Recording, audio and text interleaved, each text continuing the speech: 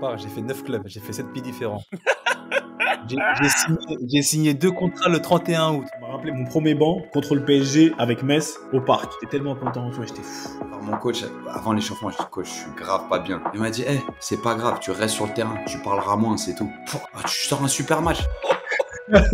Ladies and gentlemen, bonjour à tous. Je m'appelle Sébastien Bassong, aka Baby Bass, et je vous souhaite la bienvenue dans Ballon, Main, Corps, l'émission de la génération 86, accompagné de mes frères depuis plus de 20 ans, de mes acolytes, de mes partenaires in crime, Ricardo Facci, aka Ricky Friandiz, et de Quentin Westberg, aka Q, l'américain. Ballon Main Corps, c'est une réunion de famille hebdomadaire. L'émission qui t'ouvre chaque semaine les portes des secrets liés à notre passion commune, notre vision du football, notre ADN, nos expériences sur et en dehors du rectangle vert. Alors, si t'es intéressé à découvrir comment l'homme derrière le footballeur vit sa vie, quand le rideau s'ouvre et surtout quand il se ferme, les challenges qu'il rencontre, la manière de gérer le quotidien, les moments clés, les erreurs à ne pas faire, crois-moi, tu es au bon endroit. On a plein de choses à te raconter. J'espère que tu vas passer un super moment en notre compagnie. De toute manière, c'est parti. Ballon, main, corps. Let's go! Le ballon, les mains, le corps. D'accord? Ballon, main et corps. Let's do this. Salut à tous et bienvenue dans un nouvel épisode de Ballon, main, corps. La réunion de famille hebdomadaire, comme d'habitude, ça bouge pas d'une manière assez humide, on va dire, aujourd'hui, pour différentes raisons. Mais on est là, comme d'habitude. Les frérots, ouais, Ricky, souris, t'es un fou, toi, t'es là, tu souris pas comme ça. C'est comment, friandises? De retour, les gars, I'm back. Je vous ai manqué. Ah, c'est bon, arrête de croire. On dit ça quand t'es pas là, mais quand t'es là, on dit rien. La pudeur. Quand t'es là, c'est non. Ah, tranquille, les gars. Il y a 2 secondes, Seb, 2 secondes avant que tu te connectes, il était en train de mâchouiller. J'ai dit, ah, c'est exactement ça. Tu vois, ça, c'est Ricky. Il m'a dit, mais c'est pas des bonbons, c'est des cacahuètes. Oh, ouais. Tu vois, j'ai dit, T'as remarqué l'évolution, tu vois. T'as remarqué l'évolution, ça y est. Maintenant, on passe aux cacahuètes, tu vois.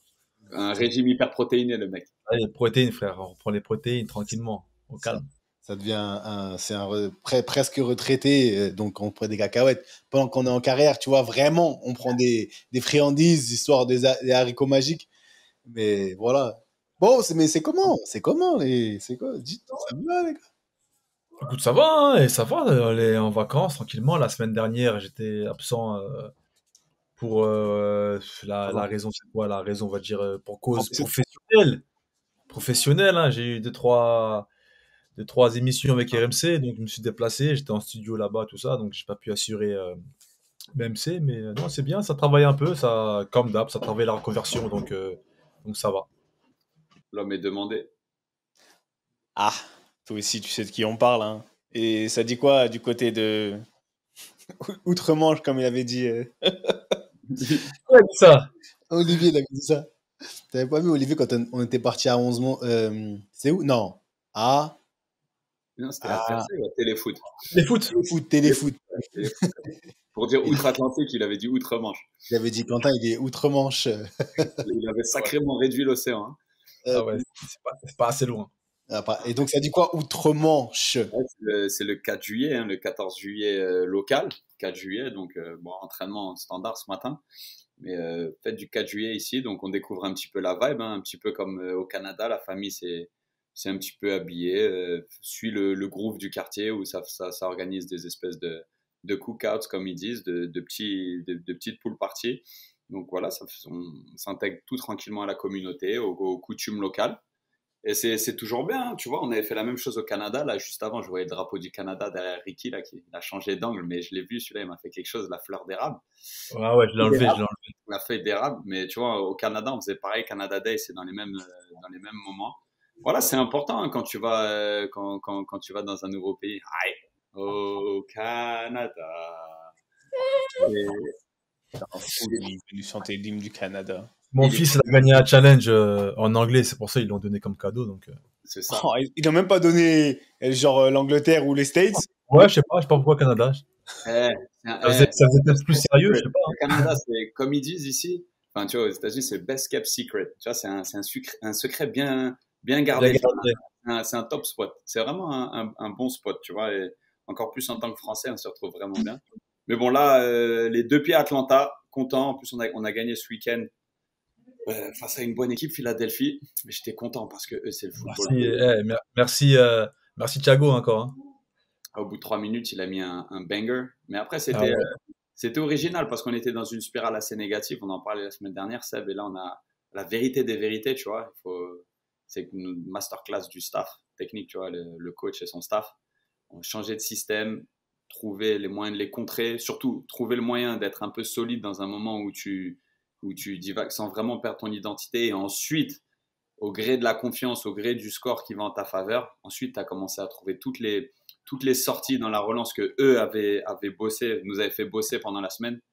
Tu vois, c'est là où il faut apprécier le travail de tout le monde, tu vois. Et là, je pense que c'est vraiment, le staff a été vraiment prépondérant dans la victoire, il faut le reconnaître, donc hands down, tu vois. Ah, franchement, tu sais, c'est rare que. Après, je pense que c'est vers la fin de carrière que tu arrives à reconnaître ce qu'un entraîneur déjà il fait de bien et qu'un staff il fait de bien. Parce qu'au final, toi, tu joues pas, t'as pas joué. C'est ce que je dis. Non, Tu vois, t'as pas joué. Mais tu reconnais ce qu'un staff il fait. Tu vois, c'est fin de carrière, maturité. Parce que j'entendais Thierry Henry dans une des. Je sais pas, parce qu'en ce moment, je regarde beaucoup YouTube. Quand je fais mes vidéos et je tombe sur ses vidéos.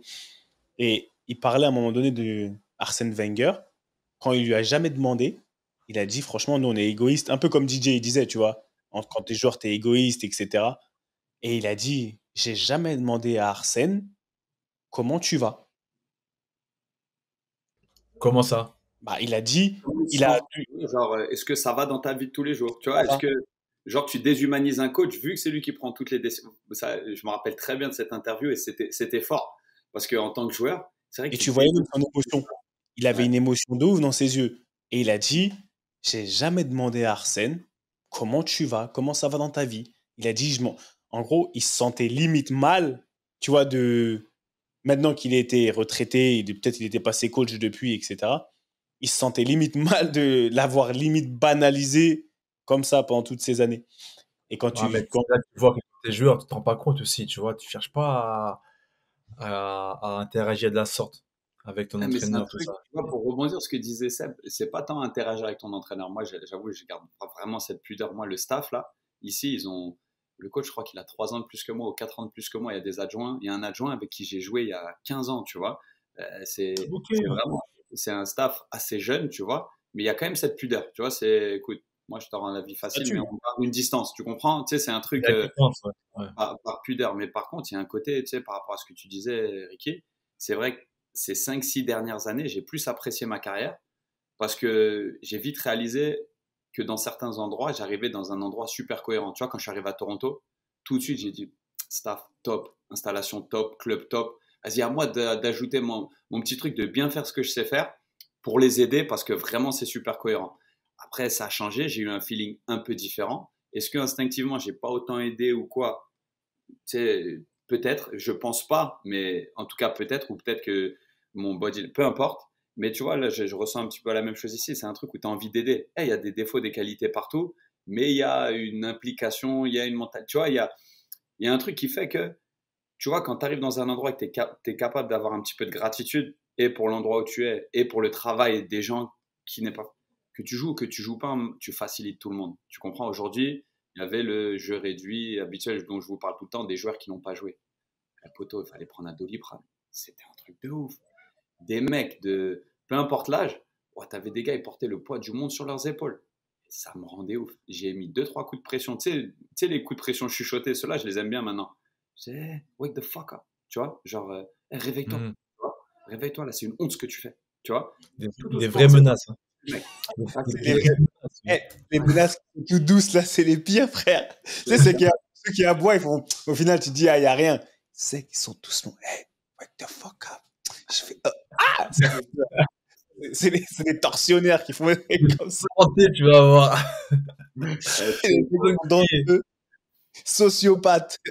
Sociopathe, comme on dit. Hey, la main de fer dans un gant de velours. Un gant de velours. Non, mais j'ai écouté l'épisode la semaine dernière, c'était intéressant. Mais bon, il faut les garder pour moi aussi, les gars. Le chaos, tout ça, c'était intéressant. Là. Le gant de velours, tout ça, là, vos chaos, tout ça. Là. C'était sympa, c'est sympa. La théorie du chaos, c'était pas mal.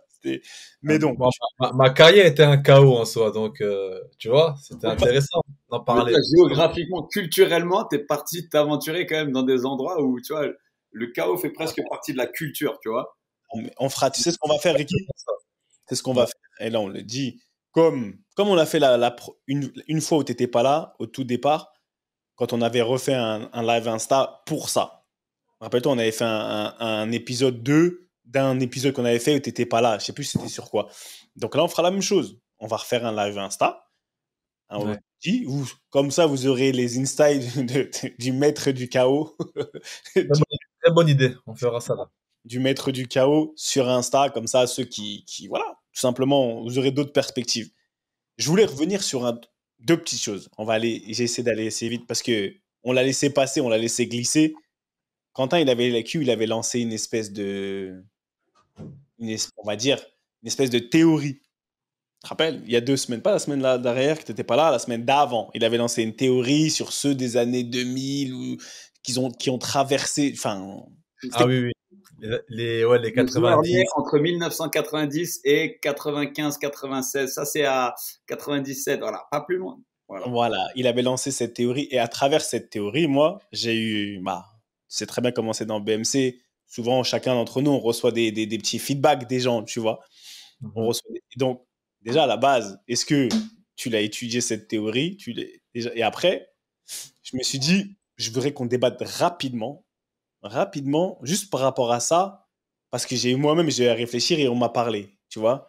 Mais je me dis, à quel niveau, maintenant, les joueurs de foot, ils sont victimes du talent extraordinaire des autres. Parce que la théorie de Q, je suis pas forcément, je l'entends, mais je suis pas forcément d'accord parce que je me dis il y a eu, un peu comme dans le tennis ou que dans le basket, même si c'est des sports totalement différents, il y a eu des extraterrestres qui pendant ce temps-là, en fait, comment les joueurs qui sont nés entre, comme il a dit, 90 et 96, 97, quand tu joues dans la même époque que Messi, Ronaldo, qui eux sont devenus des institutions, comment tu peux sincèrement, pour aller dans le contraire de Q, ce qu'il dit, exister ou apporter ta pierre réellement à l'édifice quand les mecs y prennent tout et réinventent le football? C'est ça, en fait, ils souffrent de la comparaison. Ils souffrent de la comparaison, forcément. Moi, j'ai pas eu l'occasion de vérifier un peu ta pensée, Q, ton avis, mais c'est vrai que ces joueurs-là, ils ont souffert de la comparaison des deux grands. Parce que forcément, par exemple, quand on prend, moi, encore une fois, c'est différent parce que c'est un joueur un peu plus vieux, mais quand on prend un Ribéry qui tombe dans cette génération-là, même s'il est plus vieux, hein, il est plus ancien, mais c'est la même génération, c'est un peu ces joueurs-là qui ont brillé justement à côté de ces deux grandes stars, mais malheureusement qui a pas pu avoir toute la reconnaissance qu'il mériterait d'avoir, qu'il aurait mérité d'avoir à cause d'eux, en fait. Je pense que des mecs comme Ribéry, comme Robben, même Eden Hazard, à un moment donné, hein, ils auraient mérité peut-être de gratter un ballon d'or ou d'essayer d'avoir quelque chose. Mais malheureusement, la comparaison et le fait, justement, d'être à l'ombre de ces deux grands, forcément, ça a déjoué en leur défaveur, tu vois. Je sais pas, tu m'as l'air... Je suis d'accord Non, avec toi, Ricky. tu vois, c'est pour ça que un rictus tueur, là. c'est pour ça que je vous aime trop parce que je trouve que l'exemple que tu as donné, il est hyper valable et en même temps, il y a la solution et il y a le problème. Et Ribéry, du jour où il n'avait pas eu le ballon d'or qui s'était un petit peu autoproclamé avoir, il a souffert. Pour moi, le plus gros problème, ils ont souffert de la constance des deux. Tu comprends? Et ensuite, comme tu as dit, l'ego d'être passé tellement proche, ils ne se sont pas dit c'est pas grave, je remets ça à l'année prochaine. C'est après ça, tu vois, tu parles de Ribéry, tu parles de Hazard, tu parles de Hazard qui fait un move au Real pour peut-être son move au Real. Je suis pas en train de, voilà, ça a été un échec. Et Ribéry, post Ballon d'Or qu'il n'a pas eu, ça a été sa carrière, elle a. Ouais. Mais regarde, même un mec comme Schneider, par exemple. Schneider, à un moment donné, en fait, ce que je veux dire, c'est que des joueurs, moi j'ai regardé un peu, on m'a envoyé des noms et tout, tu vois, parce que moi j'ai pas le temps de regarder, mais on m'a envoyé des noms, Et on m'a expliqué, on m'a dit non, moi je suis pas d'accord avec you, non, c'est pas possible. Ouais. Il a oublié que en fait, ces deux-là, c'est pas des grands joueurs. Et Cristiano et Messi, c'est pas des grands joueurs. Joueur à part, quoi. C'est des joueurs à part. En fait, limite, s'ils ont réinventé le football, ils ont à des niveaux, même au niveau économique. Et tu vois ce que je veux dire, en fait, c'est devenu des institutions. Donc, quand tu es dans cette tranche, enfin, dans on va dire, cette tranche d'âge ou de jeu, comment, et c'est la question que moi je pose, comment réellement comment tu vas faire même pour dire, je reviens l'année prochaine, quand Messi il prend des ballons d'or alors qu'il n'est pas censé l'avoir, entre guillemets, tu vois. Il y a des gens qui sont plus méritants, il prend quand même le ballon d'or. À part eux deux, qui a eu un ballon d'or entre-temps? Modric. Luka Modric. KB9. C'était l'exception, ouais. Mais c'est des mecs qui les ont côtoyés au quotidien. Tu comprends? Et qui ont peut-être, tu vois, au lieu d'essayer parce que pour moi, la plus grande, comment dire, la meilleure chose qui soit arrivée à Karim Benzema, c'est du jour où il a arrêté. C'est une sensation, hein. C'est pas comme si le mec, j'avais au téléphone, on avait bossé. Tu vois ce que je veux dire? C'est un pur ressenti. Du jour où il a arrêté de se mettre en concurrence avec Cristiano et qu'il s'est mis au service de Cristiano. Et qu'en fait, quelque part, à son départ, on lui a rendu. Tu comprends? C'est comme s'il avait mis les choses en sa faveur et s'était dit, je vais bosser la constance, over, je vais bosser le one shot. Tu comprends? Et c'est un truc où ces mecs-là, ils sont. Et en fait, on a vécu la même chose dans le tennis. T'as Federer, Nadal et Djokovic, ils ont tout raflé. En plus, ils ont le même âge, tu vois, que les autres, là. Que Messi et Cristiano. Ils ont la même génération. Et la même chose. Ce qui s'est passé au foot, c'est passé au tennis. Avec des joueurs de la même génération. Tu comprends? Donc, ça veut dire que ceux qui étaient dans la même génération, en fait, ton argument, c'était qu'ils n'ont pas eu un impact sur le football. Est-ce qu'ils peuvent avoir, quand tu parles de Novak, Rafa Nadal et Monsieur Roger Federer, elle est où la place pour avoir de l'impact et exister? Ils vont s'arrêter. C'est-à-dire que si tu es dans la constance, quand ils ont 36, 37 ans comme ils ont maintenant, tu as peut-être des joueurs de 30, 31 ans qui vont émerger. Mais non, là, les joueurs qui émergent, ils ont 23, 24 ans. Et je crois que dans le tennis, c'est un peu la même chose. Je suis pas autant, mais un mec comme Alcaraz. C'est compliqué de comparer tennis et football parce que déjà, le tennis, c'est vachement individuel. Ouais, tu peux pas comparer individuel. Donc, là où je te dis, exactement. L'argument de ce qui se passe actuellement dans le tennis, je l'ai pas. Mais ce qui se passe actuellement dans le foot, le takeover, c'est les petits. Vous êtes des pros, le basket. Non, attends. Avant de passer au basket, j'ai une petite précision à faire. Ouais. Moi, je pense qu'il y a un truc qu'il faut savoir aussi analyser, c'est que il y a aussi beaucoup de storytelling aussi par rapport à tout ça.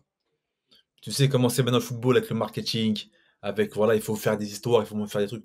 Je pense que justement, pourquoi nous on le voit de la sorte, c'est parce que aussi on sait que Messi, Ronaldo arrivent au crépuscule de leur carrière. Tu connais les marques, les sponsors, même le football en général, même l'UEFA, la FIFA. Il faut ressortir des nouveaux. Et voilà, ça tombe sur Mbappé, sur Haaland. On a l'impression maintenant qu'ils sont la relève naturelle. Faut pas oublier. Moi, là, on parle justement de ces joueurs justement d'entre deux. Maintenant que j'ai réfléchi, quel est le joueur qui incarne au mieux cet entre deux? Il y en a un. Sortez-le-moi, s'il vous plaît. Kevin De Bruyne. Bah, pas De Bruyne, parce que De Bruyne, lui encore, il a cette constance-là. Il a comme l'impression qu'il fait son game, il fait sa carrière, il avance. Ils sont pas frustrés, il est là. Ok. Mais s'ils sont pas là, les deux autres, là, De Bruyne, il a un ballon d'or depuis. Hein. Mais qui d'autre a un ballon d'or s'ils sont pas là les deux? Lewandowski. Ok, qui d'autre? Un autre. Le symbole même pour moi de ce genre de joueur Neymar. Qui est entre les deux, qui a. C'est Neymar. Voilà, c'est Neymar. On a parlé ou pas la dernière fois? Mais Neymar, c'est l'exemple typique de justement cet entre-deux qui a parié, enfin, qui n'a pas été assez constant finalement. Non, mais attends, mais un truc qu'il faut pas oublier, c'est que je pense, je l'ai pas au téléphone, tout ça, je lui ai pas demandé, mais je pense que Neymar, à un moment donné, il quitte le Barça. Tiens, la chicha, j'étais avec lui, je lui ai demandé. Ouais, même moi, il est à côté, hein, je vais partir à Bougival, là, je vais voir ce qu'il dit. Je crois, là, il doit être au Brésil en train de s'enjailler dans son lac à 3 millions d'euros, là. Et il est en train de... Enfin, bref. Non, mais, à mon avis, Neymar quitte le Barça parce qu'il veut s'émanciper de Messi. Parce qu'il se dit, voilà, moi, je veux plus être dans l'ombre de Léo, je vais faire mon bail et je veux remporter mon ballon d'or. Et ben, boum, je vais à Paris, je commence une ère là-bas et je vais tout péter. Tu vois? Ça, c'est un move qui a fait que, voilà, il voulait s'émanciper.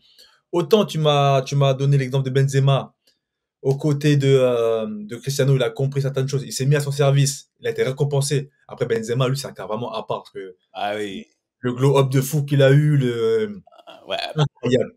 Coup de chapeau. Parce que je pense pas que beaucoup de joueurs, enfin, je pense que c'était un des rares joueurs qui aurait pu faire remporter ce challenge-là. Mais pour le cas de Neymar, il s'est dit, si je reste au Barça, en plus Barça c'est particulier, hein, on connaît tous l'ethnocentrisme sur Messi, c'est comme ça qu'on dit, Je sais pas. que tout est rassemblé sur Messi, tu vois, Messi attire tout. Et pour le coup, lui s'est dit là, je sais que là, ces 10 prochaines années, si je reste au Barça, même si je marque 190 buts, je ne serai jamais Ballon d'Or parce que devant moi, il y a Léo Messi et que c'est lui qui va tout. Il a marqué 80, lui. T'en marques 190. Mais le truc, c'est que, comme tu Et dis. du coup, il a voulu s'émanciper malgré tout, tu vois. Moi, je pense qu'ils sont plus victimes qu'acteurs, en fait. C'est ça. Pour moi, ils sont victimes. Les mecs là, en fait, il a voulu s'émanciper. Hey, sincèrement, il est resté aux côtés de lui. Il a appris, comme Benzema, comme tu dis, peut-être au bout d'un moment, il a appris aux côtés de Messi, ils sont devenus amis. Il a appris et après, il s'est dit, bon, c'est l'heure du choix. Il a pu partir parce que 200 millions, etc. Mais c'est pas tout le monde, en fait, qui a cette possibilité de pouvoir partir pour le PSG ou que pour un challenge où tu dis, et là, bah, ça n'a pas fonctionné. Mais je pense que. Et pourquoi ça n'a pas fonctionné? Tu vois, moi, la question que je vous pose, c'est pourquoi? Pourquoi ça n'a pas fonctionné? Votre avis? Moi, je pense que ça n'a pas fonctionné. Hein? Non, talent. Je pense qu'il a beaucoup les joueurs. Neymar, il a le football pour avoir eu déjà 2 ballons d'or normalement. Tu comprends? Alors pourquoi ça n'a pas fonctionné? Non, mais c'est après, c'est la constance dont on parlait, c'est pas ça. Moi, ça n'a pas fonctionné parce que y avait Messi et Ronaldo devant lui, déjà d'une. Et de deux, parce que je pense que le plan qui s'est imaginé au PSG, ça s'est pas réalisé parce qu'il y a un certain monsieur Mbappé qui est arrivé.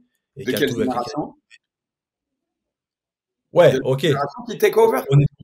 On est d'accord. Ouais, pourquoi il est tombé sur qui, hein? On leur a trop d'argent. Mais non, il a été au PSG, frère. Il est arrivé à Paname. Il savait pas que Paname c'était le feu comme ça. Ça l'a bouffé. Il s'est blessé. Sa tête, elle n'a pas suivi aussi. Sa tête, elle n'a pas suivi parce que il n'était pas. Pour moi, après, moi, je suis dur. Hein, et j'ai jamais été au niveau de Neymar. Je serai jamais au niveau de Neymar. Mais frère, pour moi, pour arriver au niveau des autres. T'inquiète pas, on sait déjà. On l'a su, c'est bien. On l'a su. Non, mais parce qu'on sait jamais, les gens ils vont dire ah, mais mais non. On parle en tant que. Bah, c'est juste que. T'as vu, c'était sa limite. C'était un bon move de partir pour s'émanciper. Après, venir au PSG, moi j'étais grave content. Quand il arrivait, je disais je suis parisien comme Neymar. Je chantais comme Neymar. Je chantais la chanson. Comme pas de problème. Mais après, quand tu regardes, bah, c'était peut-être pas le meilleur pour avoir son ballon d'or. Mais bon. On n'est pas dans la théorie, du coup. On n'est pas dans la théorie. Là, est-ce que vous venez pas de démontrer par A plus B qu'on est dans la théorie? En fait, il y a un peu des deux. Moi, je pense que c'est surtout aussi romancé un peu par le football et on a quand même eu des super joueurs. Des super joueurs. Non, c'est trop. C'est même plus des super joueurs. Non, les mecs là, ils ont réécrit l'histoire. En tout cas, moi, je pense pas que les joueurs se soient dit. Peut-être Ribéry sur la fin quand il a vu que c'était la carotte du Ballon d'Or. Je pense pas que les joueurs se soient dit vas-y Messi, Ronaldo, vas-y moi je fais ce que je veux, je fais mes trucs et khlas, tu vois. Je pense pas. Je pense que les joueurs ils ont quand même cherché à performer, à être bons. Après on a l'épisode Hazard qui a pas réussi au Real. Peut-être c'était le step de trop. Mais après chapeau à Messi, Ronaldo, hein, franchement. Et chapeau aussi à Haaland et Mbappé aussi au passage parce que ça reste les futurs cracks de demain, je crois. Ils sont en train de commencer. Là, comme tu dis, il y a aussi beaucoup de storytelling, mais on essaie. Bah, il faut une relève, sinon c'est pas marrant, ça se vend pas. Tu vois, il faut un duel, sinon ça se vend pas. Comme il y avait un duel Fatih Vieira, tu vois ce que je veux dire. Quel duel? C'était pas un duel. Une comparaison. Comparaison, duel. Ça faut qu'on parle des comparaisons dans le football. C'est un bon thème, ça. Ah oui, on pourra en parler des comparaisons. À toi, attends, on t'a comparé avec beaucoup, ça c'est sûr. Non, moi que Vieira. Que Vieira? C'est déjà bien, mais. Non, c'est déjà pas mal. Et en plus, il va à Strasbourg. Et en plus, il va à Strasbourg. Franchement, c'est pas magnifique, ça? Quelle ironie. Franchement, Quel- quel comble. Nice, après, il revient à Strasbourg. Là, il manquerait plus que je fasse son adjoint et la boucle est Ce que bouclée. j'allais dire. Ce que j'allais dire. Il lui faut un adjoint qui connaît la maison.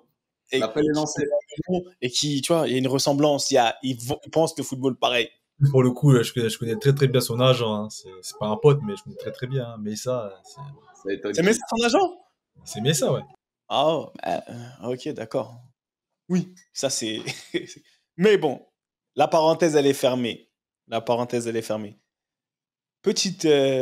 Par rapport à l'actualité, en fait, il y a eu. J'ai vu l'Euro Espoir. C'est l'Euro Espoir, non? L'Euro Espoir, il y avait les. J'ai regardé- Hein? Ouais, ouais, c'est Ouais, ça. championnat d'Europe Espoir et tout. Ils ont bien commencé.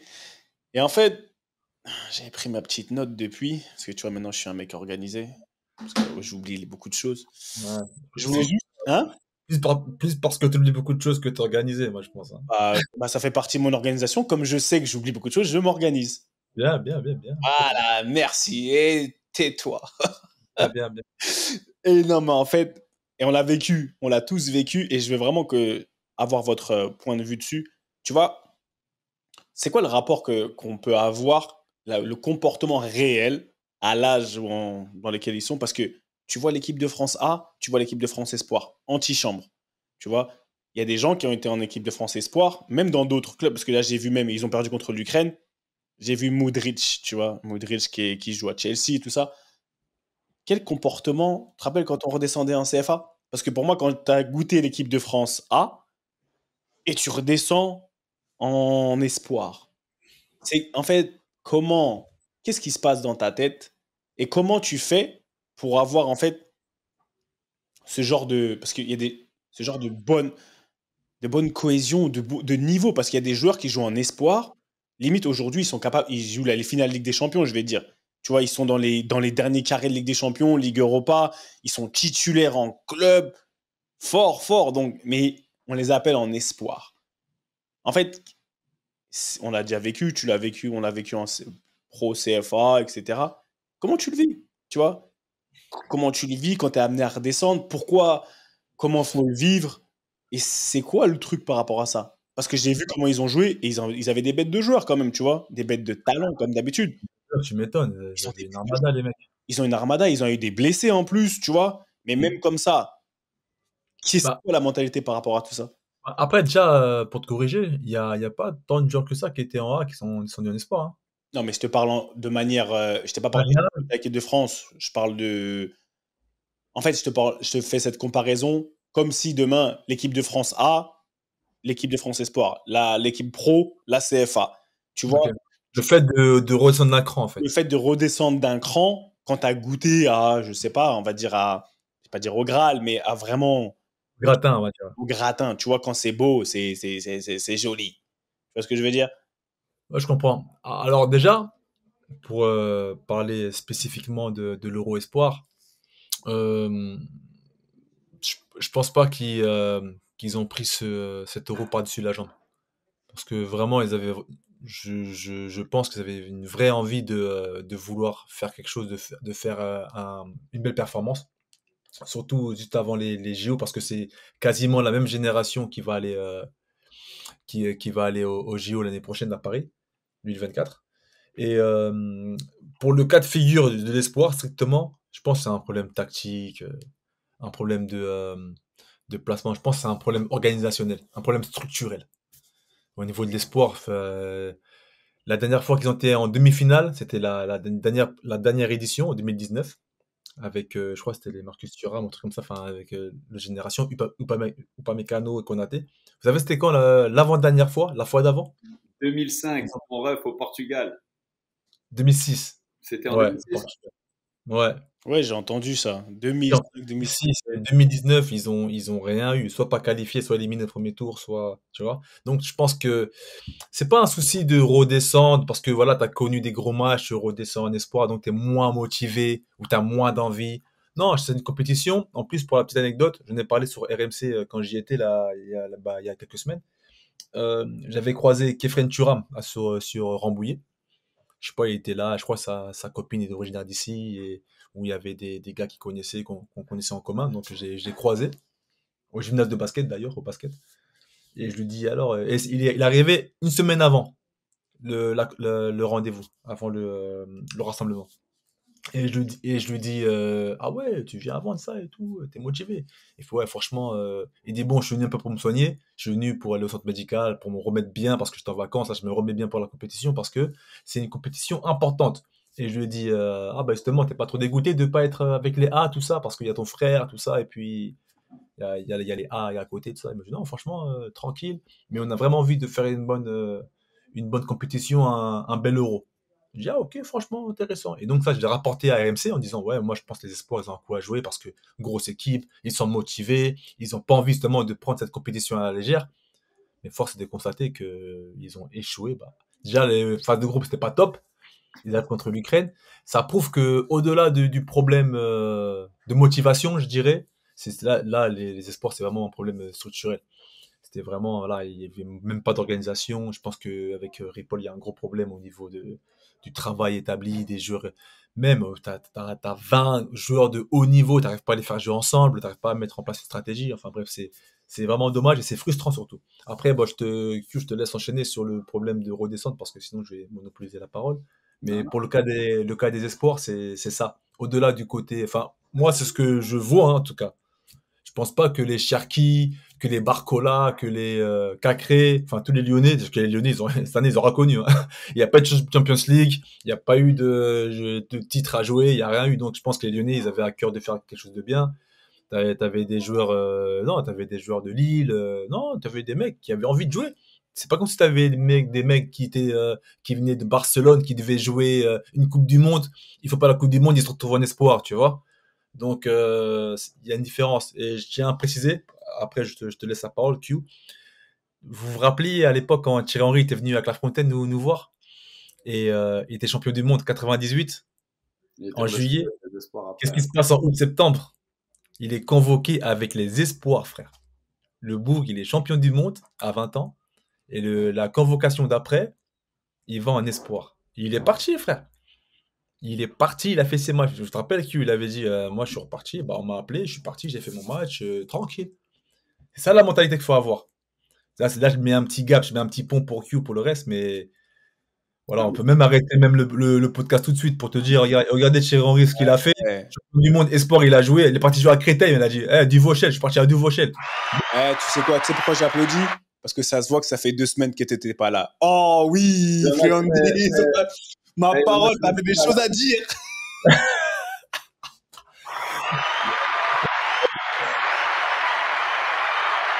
C'est pour toi ça. Ouais, c'est trop tôt si j'ai envie de déboîter son argument ou. Déboîte, on est là pour. Vas-y. On est là pour déboîter, frère. Attention, là, je commence à prendre de la graine avec l'after, RMC, tout ça, attention. Hein. Ouais, non, il est prêt, il est prêt. Il y a un truc je prends de la bouteille.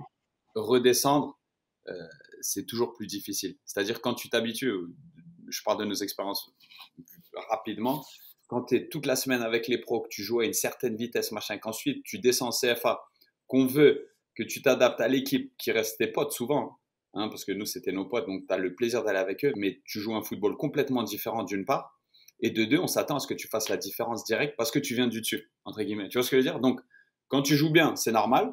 Quand tu joues mal, c'est oh, qu'est-ce qui se passe? Il nous a pris à la légère ou quoi? Alors que tu vas avec la même motivation. C'est un truc, il y a une part d'inexplicable. Tu vois, parce que pourquoi on fait du foot? Parce qu'il y a la place pour tout le monde. On le dit vraiment souvent dans ce podcast. Tu vois ce que je veux dire? Et il n'y a pas nécessairement de vérité. Et c'est là où je veux rebondir sur le cas des espoirs. Si je ne me trompe pas, Ricky, ils ont terminé premier de leur groupe avec 3 victoires. Ouais, mais c'était très, très, très léger. Non, ils ont fait, ils ont fait 3 victoires, mais arrachées par les cheveux. Hein. Donc, première, la deuxième, contre l'Italie, c'est scandaleux. Mais ils font quand même le job, tu comprends? C'est-à-dire qu'ils arrivent à terminer premier d'un groupe qui est pas. Ils battent la Suisse 4-1 dernier match, il me semble. J'oublie qu'ils jouent entre les deux, mais un groupe qui est quand même. Ils battent l'Italie avec un but qui devait être accordé pour les Italiens qui a été refusé, une main, enfin, un sauvetage. Ouais, j'ai vu ça, c'était polémique hein, là-bas. Hein. Polémique. Après, ils gagnent très difficilement le deuxième match. Mais très difficilement. J'ai pas vu le match, que moi j'étais justement en plateau avec RMC. On était en live, enfin pareil, en duplex. Et même le gars le gars d'RMC disait, Jeannot, il disait, oh, il dit, le match soporifique, quoi. Mais Soporifique ce que de je veux ouf. dire, Et à c'est la qu'on fin, ça parle arrive aussi à de 0. Ah, bref. storytelling. Jusqu'au match perdu contre l'Ukraine, ils avaient fait le job. Après, attention, hein, moi je vais pas te dire tout d'un coup, c'était glorieux. Il y a avoir le bon résultat de la mauvaise des manières, on le dit assez souvent. Et peut-être que le match contre l'Ukraine, c'est la conséquence de ces 3 résultats. Mais ils ont Totalement. quand même fait le Totalement. job. Tu vois ce que je veux dire? Ils avaient quand même fait le job. Moi, j'avais vu le match contre la Suisse, le dernier match là, où quand même dans l'ensemble, ils dominent le match de la tête et des épaules. La Suisse, ils leur marquent un super but. Vraiment, la Suisse, un Ouais, mais super. la Suisse est éliminée, et puis plus rien à jouer. Il y a aucun souci. Ce que je veux dire, c'est que là, t'as le résumé du football en un cas de figure. C'est des joueurs de grande qualité qui ne jouent pas forcément extrêmement bien ensemble. À qui la faute, à ci, ça, la motivation, machin. Mais en fait, il y a des choses qu'on ne peut pas forcément contrôler. Et c'est là où il y a des belles histoires. L'Euro où la Grèce gagne, ça ne doit jamais arriver. L'Euro où l'Italie gagne, au final, ils jouent super bien. Mais est-ce que initialement, ils doivent gagner? Sans doute pas, tu vois, sur le papier. Donc en fait, Hmm. tu as quand même la place pour des équipes, des bons, et encore plus en espoir. En espoir, tu as souvent des pays scandinaves ou des nations qui sont pas forcément au top du top en A, qui ont des super générations qui come together, tu vois, qui tout d'un coup, le gel se fait parfaitement et au final, tu as une super équipe, pas forcément aussi talentueuse que la France, parce que tous les Ouais. ans, l'équipe de France Espoir française, c'est une dinguerie. Tous les ans, depuis que je suis le football, tous les ans, c'est incroyable les cracks qu'il y a en espoir. Et encore plus maintenant.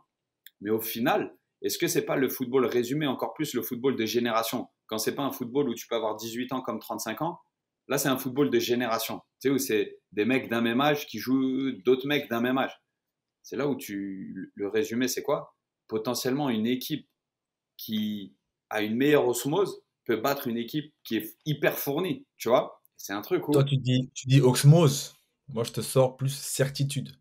c'est aussi certitude. Quand Est-ce tu, que ah, l'osmose, quand tu, te- quand tu vas sur des certitudes, c'est là que tu vas loin, forcément sans le talent. c'est Mais à ça? partir du moment où tu as des certitudes, tu parles de l'Islande à l'Euro 2016 en France. Tu n'as pas parlé de la Grèce. Le Tu Maroc. parles du Le Maroc, Maroc. la Et même la France en 2018. C'était aussi, ça, c'était pas moche, mais c'était aussi médiocre, on va dire, que les espoirs maintenant. Mais ils avaient une certitude. Ils avaient leur 4-4-2, ils avaient Matuidi à gauche, enfin, ils avaient leur changement. Quand ça gagnait, ça mettait Steven, tu vois, Nzonzi, ça blindait. Quand ça perdait, ça mettait un autre plus offensif. Il y avait des certitudes. Là, il n'y avait aucune certitude. mais est-ce Tu que avais justement, 11 joueurs. Le match d'après, il avait changé 7 joueurs. Après, il avait rechangé. Après, il y a eu des blessés aussi. Mais il n'y avait aucune certitude. En fait, quand t'as pas bâti ton groupe sur des certitudes, ta compétition, elle est à c'est risque. ça. Et en plus, comme là, tu t'emploies le mot que j'allais employer, c'est un football de compétition. C'est-à-dire que le Graal, il va se chercher au bout de 6 matchs sur la forme du moment.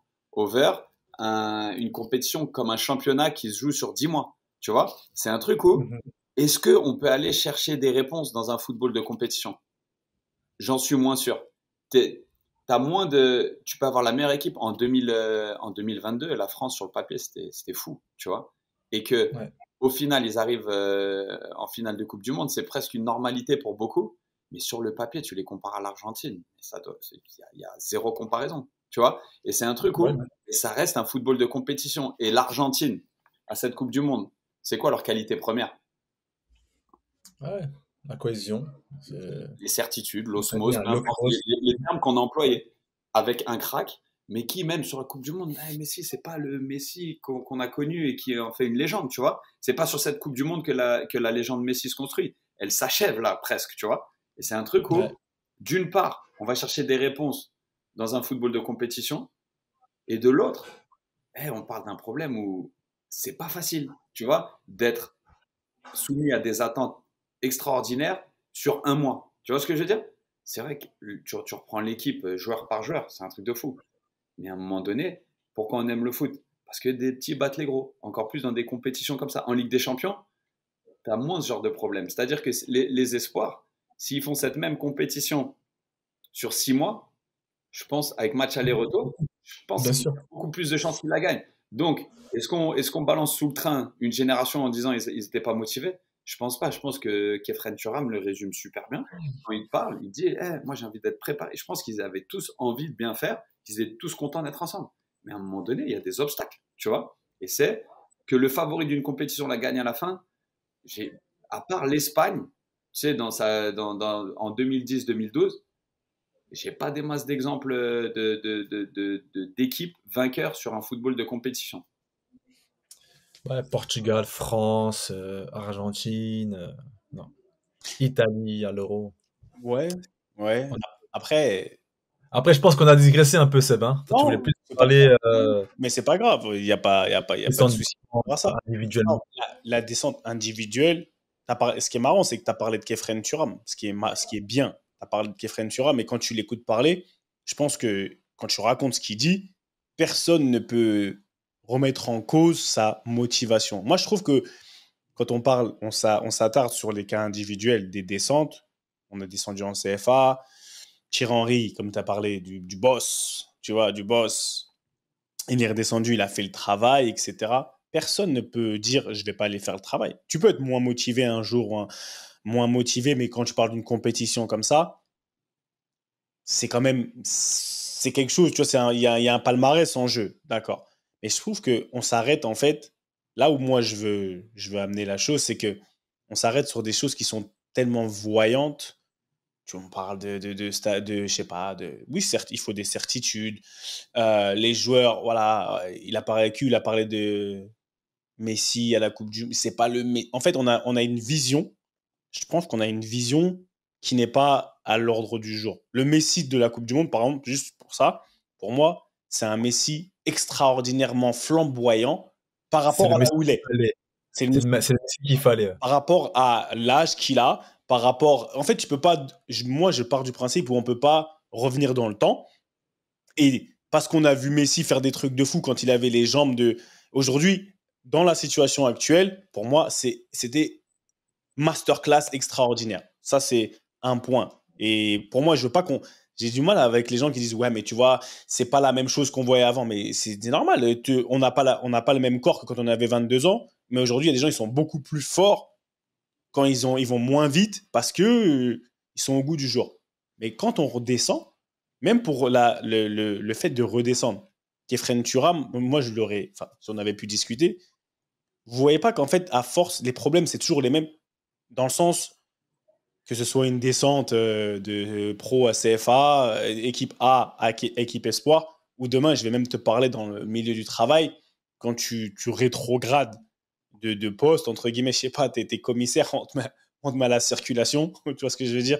Dans le sens où, c'est quoi réellement? Parce que si c'est pas une histoire de motivation, si c'est pas une histoire de motivation, si on parle d'une addition de joueurs, vous avez parlé de gagner en compétition. Réellement, un joueur, il n'a pas de problème de motivation. Un joueur, quand il rentre sur le terrain, Ricky, tu l'as dit la dernière fois, tu rentres sur le terrain, tu es parti, tu veux gagner. Tu veux jouer, on va au five, on veut jouer. Quand tu vas au five, au final, c'est pas un match de Serie A, c'est pas un match de MLS ou de Ligue 1 ou de Première Ligue. Mais tu rentres, tu veux gagner. Une fois on a le ballon entre les pieds, on veut gagner. On joue au foot dans tous les cas. Donc, pour moi, ça n'a jamais été un problème réellement de motivation. Les gens qui vont prendre. Ça, c'est la raison la plus, franchement, c'est de low hanging fruit. C'est la raison la plus simple. Aller dire que, ouais, est-ce qu'ils ont pris ça par-dessus la jambe? Mais réellement, qu'est-ce qui fait qu'on va aller là-bas, on va gagner? Qu'est-ce qui fait qu'un joueur qui descend en CFA, il peut réellement apporter la plus-value? S'il descend, il faut qu'il ait du temps de jeu, mais c'est aussi parce qu'on se dit, il est plus fort que les autres. Donc, d'une manière ou d'une autre, quand tu es descendu en CFA à chaque fois, si tu avais la bonne mentalité et si tu arrivais on a parlé d'adaptabilité, non? À te réadapter très vite au niveau ou à l'environnement dans lequel tu es. L'Euro Espoir ou n'importe quelle équipe comme ça, c'est sûr que quand tu joues, même si c'est pas conscient, je pense que même Kefren Turam, qui n'a pas joué tous les matchs, Ah, t'es blessé. qui était blessé, tu vois, je pense que inconsciemment, et c'est même pas conscient, frère, je sais pas moi, on parle de toi maintenant au Bayern, ce que tu veux, il y a beaucoup d'inconscient dans le sens où il faut du temps, et c'est pour ça que je suis d'accord avec vous quand vous dites si c'est sur 6 mois, il faut un certain temps d'adaptation à ton cerveau pour revenir là où tu es simplement. Demain, tu rentres vivre, je sais pas moi, on va jouer dans un championnat. Tu l'as vu, Ricky, à Chartres. Je pense pas que tu as été performant dès le départ. En fait, je pense pas. C'est pas pareil. C'est pas pareil. Parce que là, j'ai pas été, entre guillemets, rétrogradé. Moi, je peux faire un parallèle quand j'étais au centre à Strasbourg. Chartres, c'est pas pareil. Chartres, j'arrive en fin de contrat. J'ai regardé un peu. Je savais. Après, oui, en effet, je me suis adapté à mon nouvel environnement. J'ai fait en sorte de jouer. Donc, à la fin, moi, non, direct, j'étais performant. Frère, premier mois, j'ai marqué direct. Tu vois, j'étais prêt déjà, tu vois. Deuxième match. Il a dit, c'était quand t'as marqué ta tête piquée.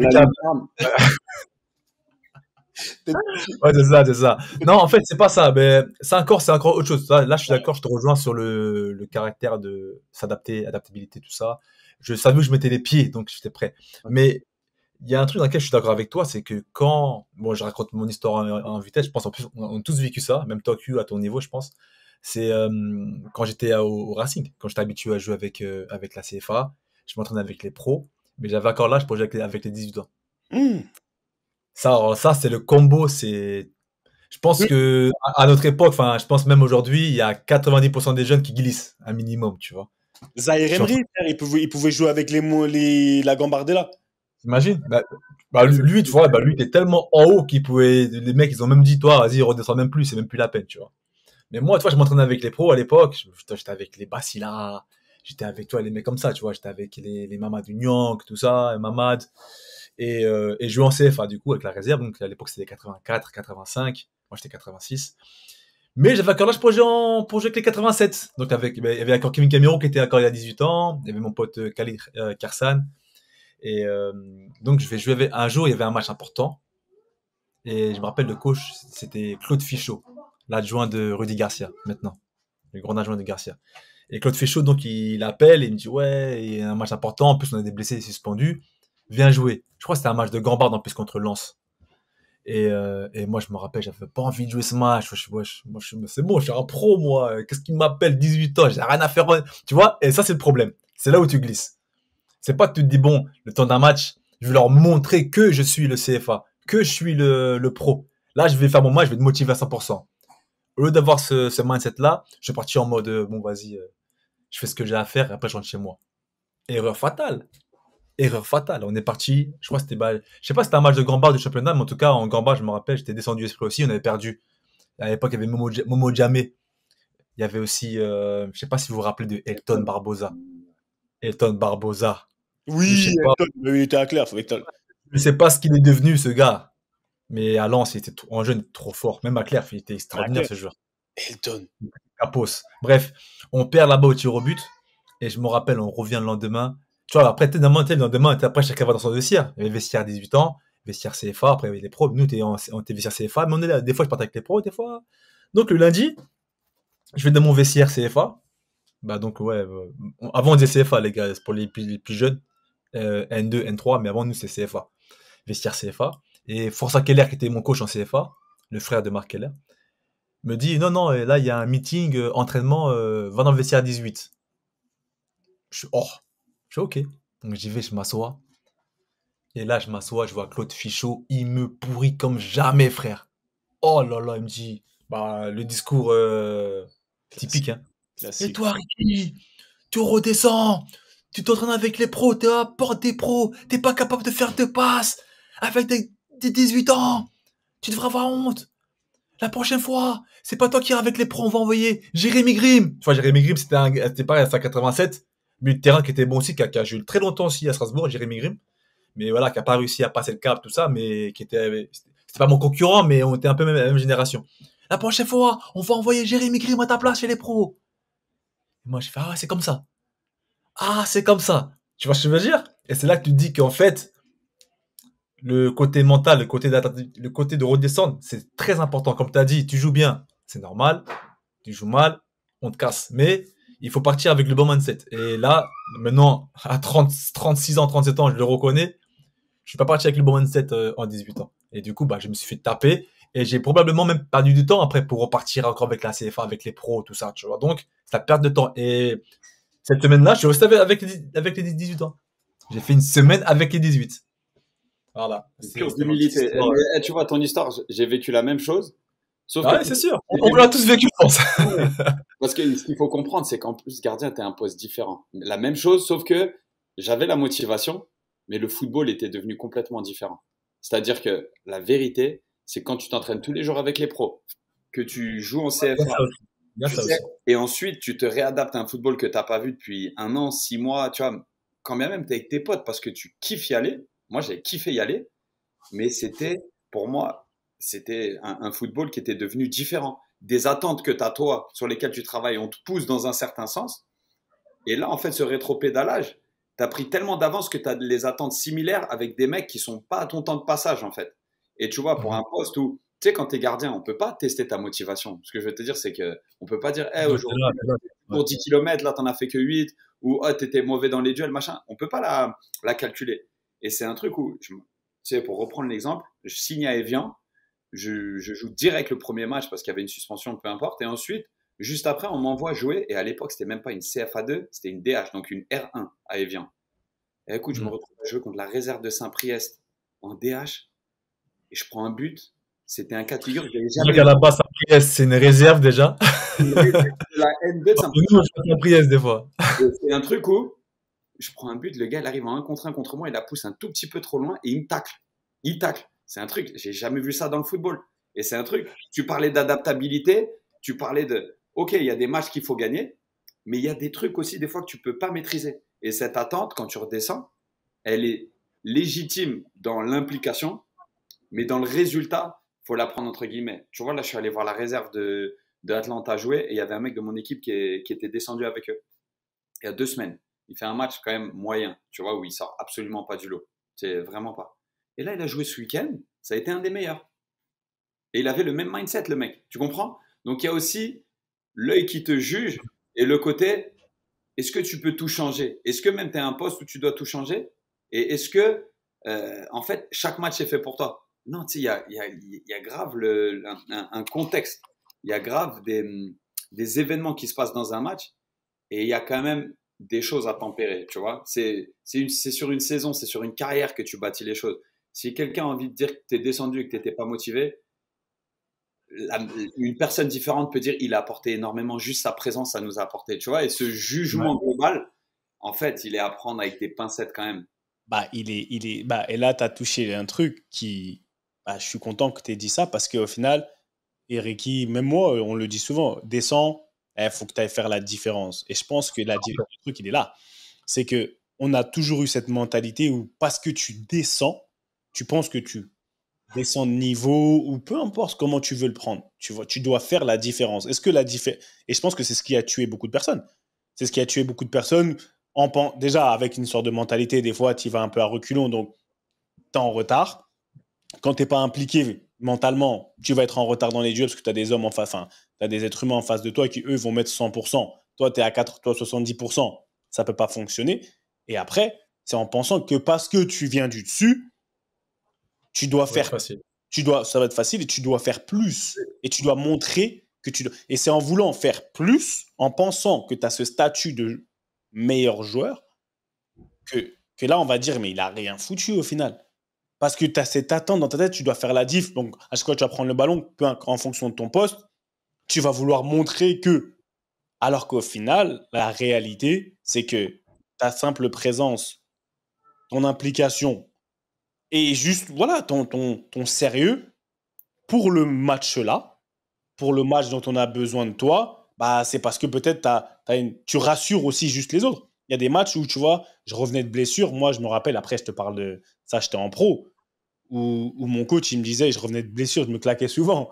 Il me disait, non, Seb, coach, je suis pas prêt. Il me dit, non, mais il faut que tu viennes, il faut que tu joues, parce que ta présence peut rassurer certains coéquipiers, ou même, à un moment donné, entre guillemets, pas faire peur aux autres, mais dire aux autres, ah, il est là. Tu vois, il est là, et ça joue dans le mindset. Sans pour autant que moi, je puisse courir comme un fou, etc. Mais, et je pense que quand tu redescends, ou quand tu redescends de club, et même quand on va à des niveaux inférieurs, je pense que même quand on va à des niveaux inférieurs, c'est le même principe.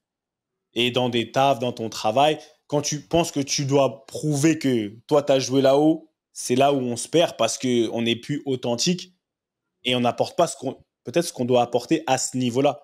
Et toi, tu l'as vu, Ricky, avec Chartres, souvent, peut-être, et voilà. On va rebondir sur ça. En fait, tu as tout à fait raison, hein. Tout est une question d'attitude, en fait. En fait, c'est ce que tu dégages. C'est pas on n'attend pas de toi que tu marques 10 buts par saison, ou que tu sois le meilleur défenseur, qu'on ne te passe pas infranchissable. C'est que tu apportes une plus-value, en fait. Une plus-value sportive. Et quand on dit sportive, c'est aussi à l'extérieur, c'est aussi à l'échauffement, c'est distiller les conseils aux jeunes. Même si, par exemple, moi, combien de matchs j'ai fait avec la CFA, par exemple, quand j'étais même avec Strasbourg, parce qu'on y est toujours. Quand j'étais avec les pros, après je partais avec la CFA, j'amenais, voilà, je parlais un peu avec les petits, ou j'amenais un peu de sérénité, j'amenais quelque chose de tangible, en fait, tu vois. Et même si on perdait, le coach me remerciait, tu vois. Ouais, merci d'être venu, merci d'être venu, c'est bien, les gars, vous avez fait le taf, tu vois. C'est ça, en fait, de faire le taf. Et c'est pas forcément la performance, c'est pas forcément le score. Exact. Et à Chartres, c'est aussi pareil. À Chartres, quand je suis redescendu, c'est pour ça que je te dis, c'est encore différent, parce que là, c'est plus une question d'adaptabilité que de performance. Moi, je suis me rendre disponible. Je savais que j'étais venu, voilà, pour, quand on dit apporter de l'expérience aussi, c'est ça, hein, c'est parler au quotidien avec les petits, les faire progresser le club aussi dans son ensemble, apporter un peu de lumière de par mon nom. En fait, il y a tout ça, en fait. C'est pour ça, c'est même ceux qui redescendent, ceux qui redescendent d'un niveau. En fait, t'as deux types de joueurs. T'as des jeunes, des joueurs assez jeunes qui redescendent pour eux-mêmes, voilà, pour performer, pour se refaire, mais aussi pour se montrer. Donc là, franchement, il y a forcément un critère de performance qui rentre en jeu. Et après, tu as les joueurs comme nous, sur la fin, qui apportent de l'expérience, la lumière au club, tout ça. C'est pour ça qu'on redescend, pour aider le club aussi à grandir. Et c'est ce que j'ai voulu faire avec Chartres. Et malheureusement, ça ne s'est pas passé comme prévu, hein, parce qu'il y a plein de facteurs qui ont fait que ça s'est mal passé. Mais je peux te dire que moi, j'ai fait mon taf. J'ai pas fait beaucoup de matchs parce que j'ai eu une grosse blessure. Mais rien que ce matin, j'ai parlé avec le mec, justement, avec le mec de la presse locale là-bas, là, les Échos. Et il m'a dit, ouais, franchement, merci pour tout parce que tu as apporté des belles choses à Chartres, on a apprécié ta venue. Quand tu jouais, tu étais performant. Dommage ta blessure. Maintenant, le club, c'est n'importe quoi. Mais au moins, j'ai laissé une image positive. Comme moi, comme en Grèce, quand je suis parti, tu vois, quand je suis parti en Grèce, c'était exactement pour ça.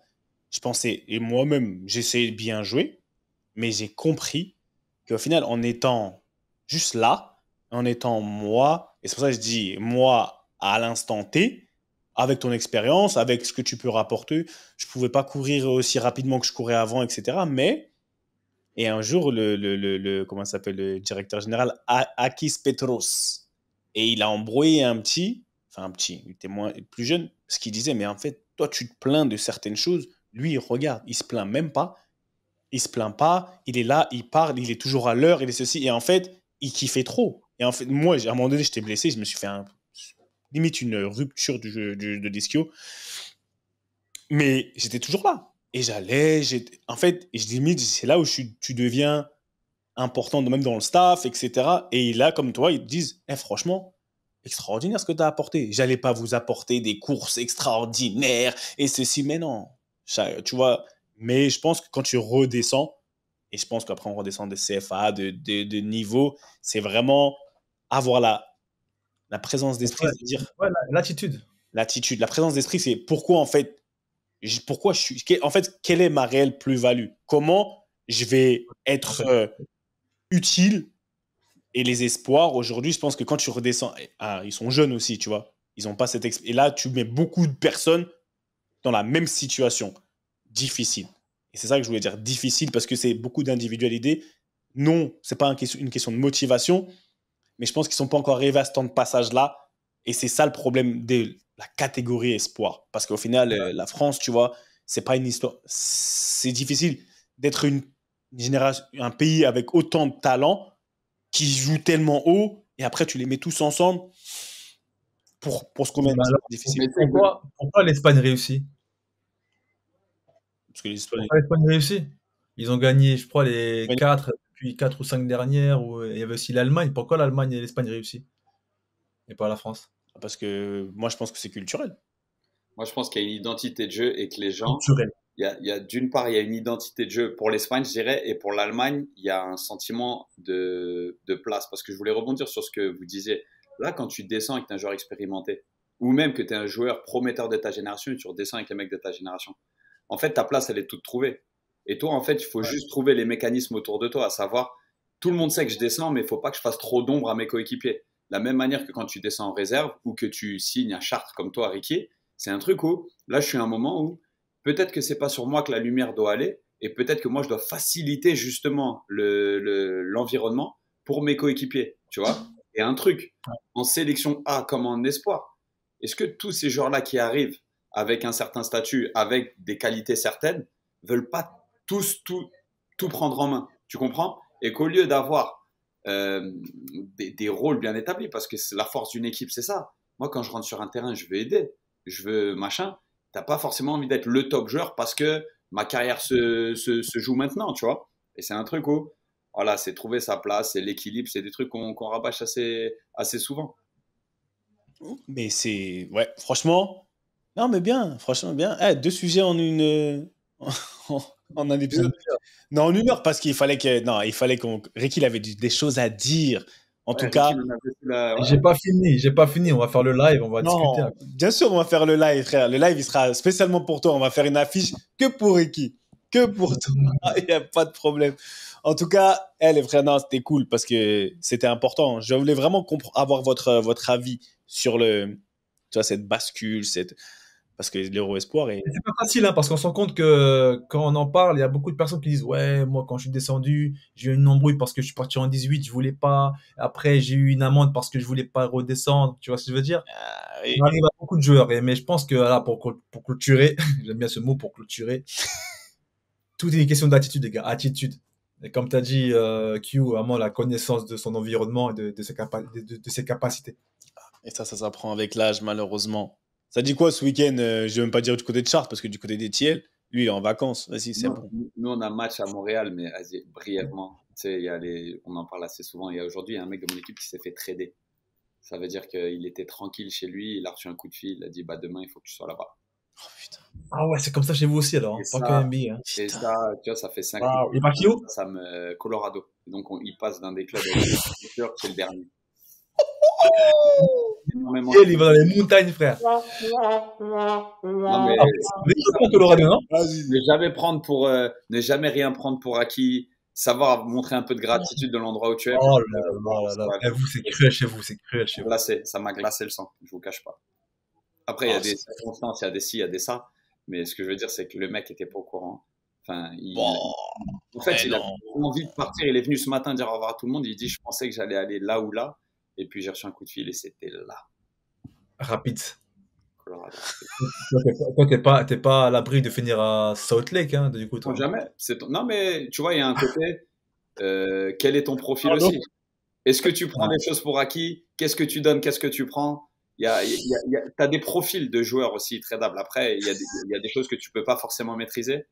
Mais encore moi, ce genre de truc là, cette trade là, je me suis imposé à moi-même, tu vois, volontairement, tu vois. Lui, tu vois, moi j'ai fait Grèce, Turquie. Waouh! Mais lui, on l'appelle, tu vois, Colorado, frère. Waouh, dingue. Je vais partager avec vous parce que un coup, le mec, il était avec nous au match, jour off, il a un coup de fil le soir. Ce matin, il vient dire au revoir. Il avait un sac poubelle avec ses crampons dedans. Salam alaikum.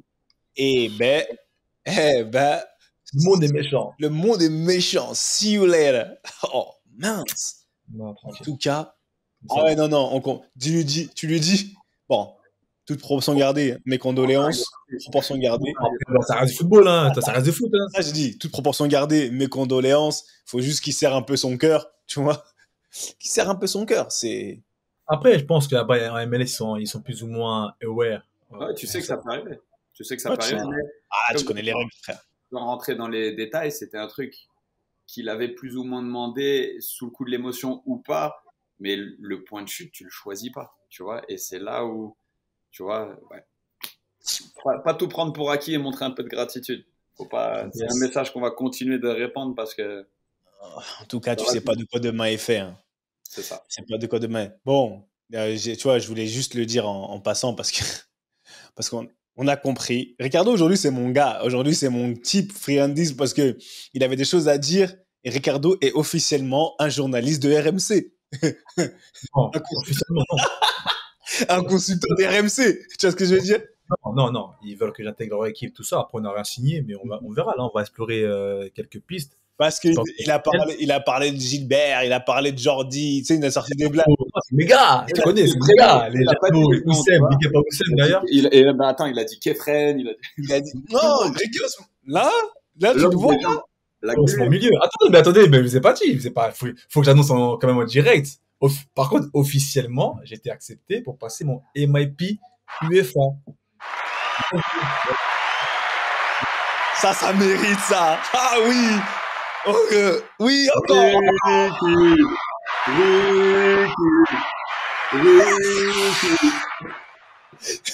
Non, franchement, là, pour le coup, là, je suis super content. Je suis super dosé parce que c'est un programme que je suis depuis longtemps, que j'ai toujours voulu faire. Assez prestigieux, hein. MIP, c'est pas rien. C'est pas n'importe qui passe ce diplôme-là. Voilà, j'ai été accepté et franchement, super content sur 2 ans. Donc, c'est parti, hein. Ça y est, hein. Là, on est parti pour devenir executive manager. Vous allez me voir avec les Arsène Wenger, les gars. Moi, je vous le dis. Mais on lance une cagnotte pour le financement ou c'est comment? Ah, le financement, on va serrer la ceinture, mon gars. Arrête, on lance une cagnotte parce qu'il y a des cagnottes en ce moment. Franchement, elles montent vite, hein. Ça dépend. Les fils, là, les fils, comme vous dites en anglais, les fils, ils sont high, hein. C'est un investissement, mon frérot. C'est un investissement, t'inquiète. Il y aura on va en faire des piges à RMC. You. On va faire des piges à RMC avec Gilbert, avec Daniel, avec Oussem. Déjà, fais pas le malin. T'es là, tu parles beaucoup. L'homme des réseaux, l'homme de la... Oussem, on a rétrogradé vos réseaux sociaux. Non, mais il est bien, Oussem, il est en place. Oussem, non, t'es malade, quoi. Il est au calme. En tout cas. Et toi, c'est comment toi? Moi, c'est la semaine des blind spots. C'est la semaine des angles morts. Tu vois, on est là, on va découvrir les blind spots. On va redécouvrir, on va en parler. Non, on est là, il pleut. Franchement, je suis mouillé, je suis arrivé ici. Ouf et tout. C'était affreux, c'était vraiment très, très UK, très London. Mais non, ça va, on se bat. Franchement, on se bat. On a des trucs qui arrivent, franchement, dans les semaines à venir. Ouais, on va bouger un petit peu. On va travailler un petit peu. On va continuer de travailler. Et puis voilà. Non, franchement, on avance. Il faut qu'on lance la nouvelle saison de Ballon Main Corps. Et il faut qu'on lance aussi la nouvelle saison de Ballon Main Corps. On se réinvente, les gars, nous aussi. Hein. Et on va se réinventer.